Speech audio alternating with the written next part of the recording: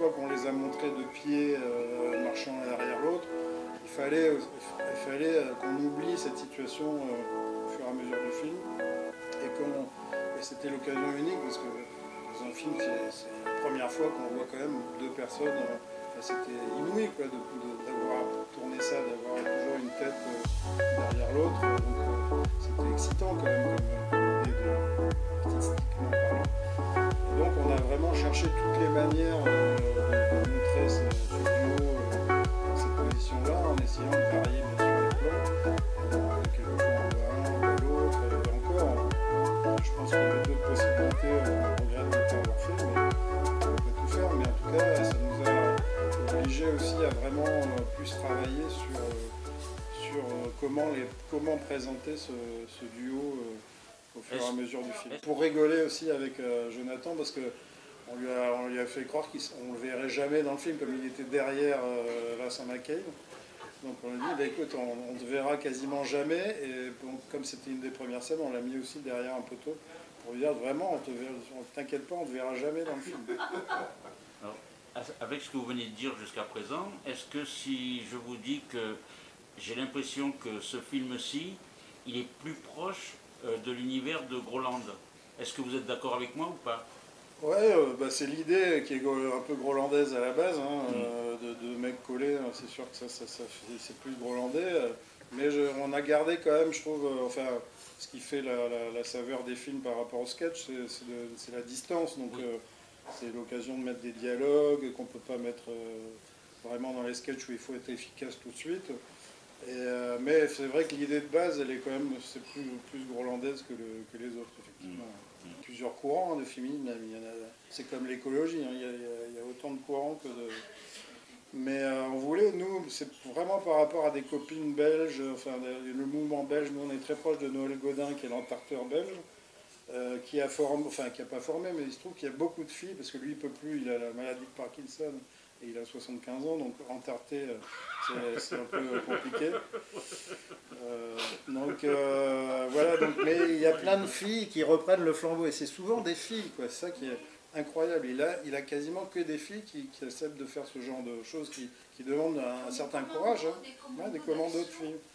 Et aussi un autre copain belge qui s'appelait Robert Dehoux, qui était un mec vraiment génial, qui lui, le soir, allait dans Bruxelles et mettait de la colle dans les serrures des banques pour pas que les banques puissent s'ouvrir le matin. Enfin, toutes ces actions un peu rigolotes du surréalisme belge dont on se revendique, si on doit se revendiquer quelque chose, ça nous plaît parce qu'il y a de l'humour et à la fois il y a du fond. Enfin, c'est les deux qui sont mêlés. C'est ce qu'on a toujours essayé de faire. C'est le 10e film.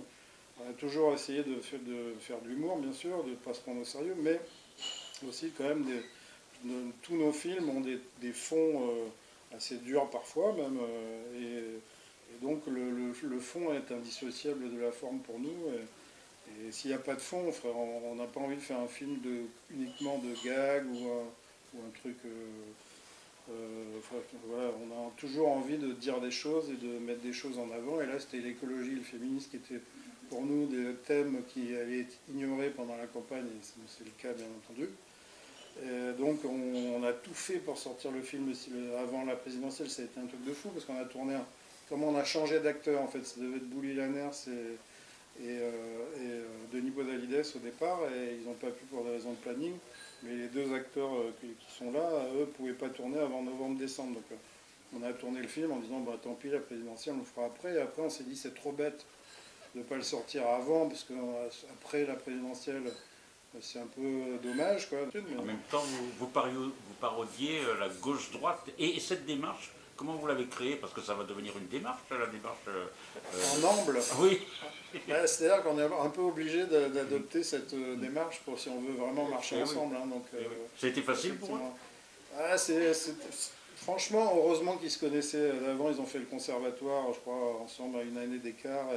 Et je pense que s'il n'y avait pas eu cette complicité avant le film, donc ils se connaissaient bien, ça aurait été plus compliqué, parce que c'est pas évident d'être...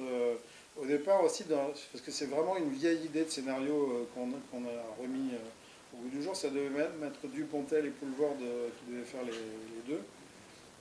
Mais il faut vraiment avoir une super complicité pour être collé. Ils étaient attachés avec une ceinture. Ils étaient attachés par une ceinture. On a essayé plusieurs trucs, il y avait des harnais, mais c'était trop compliqué. Enfin, juste la ceinture, c'était parfait en fait. Et donc, oui, grâce à eux, grâce à leur amitié aussi, le tournage s'est hyper bien passé et il n'y a eu aucun problème de HKZ, c'était super. Mais à la fois, ces deux thèmes-là sont pour nous, c'est pas de la rigolade. Moi, l'écologie, par exemple, pour moi, ça va être, je pense vraiment comme beaucoup de gens, c'est pour ça que le climat est assez anxiogène et que nos jeunes, les pauvres, vivent un peu là-dedans. Je pense qu'on va vers des périls monstrueux, ce qu'on dit dans le film d'ailleurs. Et donc, on regarde les trains passer, on ne sait pas quoi faire, on est chacun là, on se dit il y a un problème, il y a une espèce de choc de plomb sur ces problèmes écologiques avec des catastrophes qui arrivent mais qui sont quelque part vite oubliées, on passe à autre chose comme dans l'actualité en général. Mais on va vraiment vers des choses catastrophiques. Donc là, et on ne voit pas comment ce thème peut être abordé. En fait, comme tout, c'est un château de cartes, on le voit bien avec la guerre en Ukraine. Il suffit qu'une carte tombe, tout l'énergie, maintenant le charbon, on est prêt à repasser au charbon parce qu'on n'a plus le gaz. Enfin, ça devient un espèce de truc globalisé, infernal, qui fait qu'on a l'impression de jamais pouvoir faire quelque chose. On veut passer à l'électrique, mais c'est pour ça que le film aussi parle de ça. Ils ont toujours qu'une barrette, on est toujours en train de recharger des trucs et tout ça, sauf que on s'aperçoit que les centrales nucléaires sont vieillissantes, que le PR ça marche pas alors qu'on veut en construire d'autres, j'hallucine quoi. Et on va se retrouver avec déjà, il y a des pics pendant l'hiver, on est obligé d'aller acheter l'électricité ailleurs, et là on veut tout faire tout électrique. En fait, il y a quand même un souci quoi en plus. En proposant une droite décomplexée, j'ai senti qu'il fallait des hommes politiques qui disent tout haut ce que les gens pensent tout haut. Bonjour, cher ami. Bonjour, connard. Hein? T'en as pas marre d'emmerder les Français? Alors, chers collègues. C'est impossible. Détruire une forêt millénaire pour construire un village loisir, non, c'est no way. On s'amusait plus avec l'ancien maire. Le réchauffement climatique, vous trouvez ça rigolo, Mireille? Non. Dans ce projet, les 55 boutiques et les eaux des 5 piscines à vagues seront recyclées pour l'arrosage des 2 golfs. Est-ce que vous pouvez faire plus écolo que ça? Demain, vous votez pour moi. Allez, on tape. Allez, top. Hop. Même si j'étais pour, je pourrais même pas convaincre les autres. Mais vous plaisantez, la gauche, elle vous mange dans la main, là. Girl power! Pas de sexe fort! Pas de patriarcat! Je les ai collés tous les deux, ensemble, collés l'un derrière l'autre. Vous m'avez violé! Non, non, non! Elle nous a collés! Gauche, droite, gauche, droite. Oh, bouge pas! La peur, elle va changer de camp. T'entends ça, toi? Il faut que vous compreniez que vous venez de passer de bipède à quadrupède. Vous baissez votre froc devant n'importe quel lobby. On a un bel exemple. Excusez-moi, est-ce qu'on a vidéo surveiller les vaches ensemble? Les gilets jaunes, les anti-vax, les anti-viande. C'est vraiment devenu intenable. Intenable. En fait, la honte, c'est pas qu'on nous voit comme ça. C'est ce qu'on a fait. Tu sais, si on parlait plus des migrateurs que des migrants, on aurait des campagnes électorales moins pourries. Crois-moi, je vais changer. Tu commences à me plaire de plus en plus, toi. Hein. Stance légèrement ouvert, comme ça. Appuie sur la droite légèrement aussi. Et sans dévoiler le film, est-ce que vous pensez que les hommes politiques, lorsqu'ils ne font pas leur travail, ils devraient démissionner? Ce que j'aime bien aussi, enfin, on ne voulait pas être... les hommes politiques dans le film, on voit bien qu'ils sont au début, que c'est un boulot de fou, c'est-à-dire qu'il y a le chasseur qui passe, l'autre qui râle pour ça. Enfin, c'est un enfer d'être maire d'un village ou d'une ville.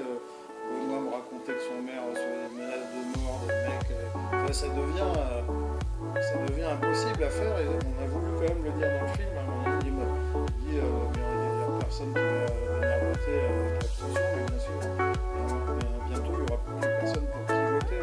Et ça, je trouve que c'est bien de l'avoir dit, je tenais vraiment à cette phrase, parce que ce sont des boulots qui ne sont pas hyper bien payés, quand même, plutôt peu payés, et où tu rassembles le maximum d'emmerdes. Donc Donc il y a un moment où maintenant la parole s'est tellement libérée avec les réseaux sociaux et que les gens vont monter en épingle des tas de trucs qui vont de prendre des proportions immenses avec les réseaux sociaux, et tout le monde se met à râler pour tout sans distinction, pour son précaré, et donc tous ces problèmes qui restaient au niveau, au départ c'était le mec qui allait taper à la porte du maire, je suis pas content, là les camions qui passent, mais maintenant c'est la pétition sur internet, les trucs, les groupes, les machins, ça devient infernal, quoi.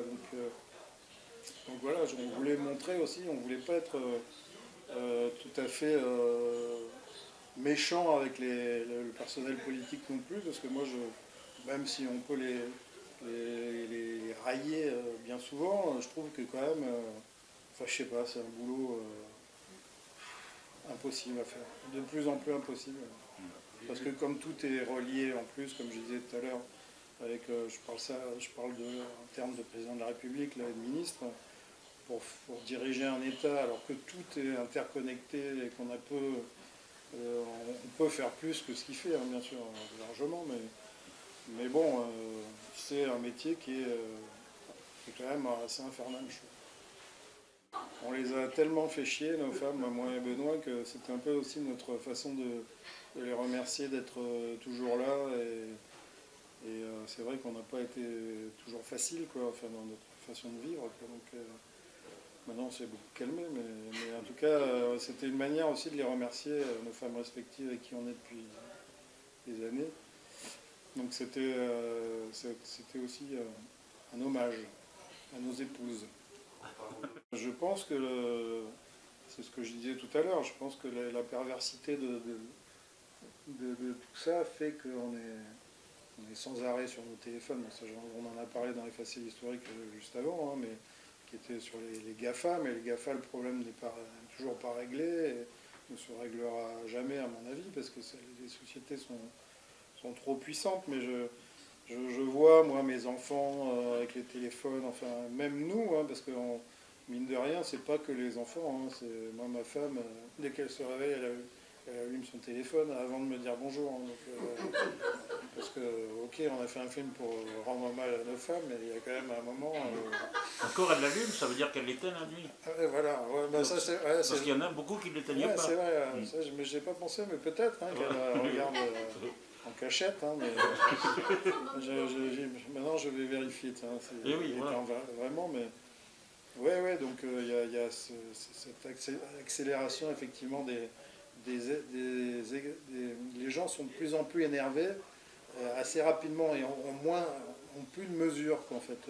Bon, c'est vrai que je reconnais qu'il y a des problèmes hein, partout, notamment du pouvoir d'achat, etc. Mais je sais pas, il y a un truc qui va plus, on va trop loin dans certaines mesures et c'est pour ça que la politique du en même temps est une politique à court terme, parce qu'en fait, tant qu'on ne prend pas des décisions radicales, on n'avancera pas devant justement les périls dont je parlais tout à l'heure. Et le problème des politiciens, c'est qu'ils sont obligés quelque part de faire du en même temps, c'est-à-dire qu'on prend d'un côté, on remet de l'autre. Moi, quand je vois les portails écotax, à chaque fois que je passe, pour moi, je regarde ça comme... c'est une alu, quoi, les portails écotax qui sont là, qui sont en train de rouiller. J'avais fait un sketch pour Roland où il faisait des cintres en fer pour les pressings avec les portails écotax. Mais à chaque fois que je vois ça, je me dis, mais les millions qu'on a perdus là, pour une bonne idée quand même, pour faire taxer les poids lourds, c'était pas non plus délirant, quoi. Mais non, il y a eu les bonnets rouges, ils ont flambé... les pneus sur une place et après c'est fini, quoi, au revoir. Et donc il y a les portails comme ça qui coûtaient des millions qui sont là, qui servent à rien. Donc effectivement ça devient un peu n'importe quoi, il faut le dire. Mais cette stratégie du en même temps fait que malheureusement on peut pas, ils peuvent pas prendre de décision pour se faire réélire bien sûr, mais aussi parce qu'il y a des exaspérations ce que vous disiez, qui montent de tous les côtés et facilement, quoi. On a l'impression que les allumettes peuvent s'enflammer en 2 secondes. Pour compléter, je vais ajouter quelque chose, justement. Vous parliez tout à l'heure que vous faisiez faire la même chose souvent aux comédiens. Vous, dans vos personnages que vous interprétez pour les autres, vous osez faire des choses différentes. Oui, enfin, pas tant que ça, mais malheureusement, j'aimerais bien qu'on me propose justement des choses un peu plus différentes que ce que je fais, mais après, c'est au gré des scénarios. Je dois vous cacher que je n'en reçois pas des kilos non plus, ou mon agent en tout cas sélectionne. Moi, je ne veux pas faire de grosses comédies ou des trucs comme ça. Donc, bon, le champ des possibles est très très restreint, donc je dois avouer que j'ai pas eu le scénario, à part dans la cour où je trouvais que le scénario était vraiment top, mais après, il y a toujours un petit truc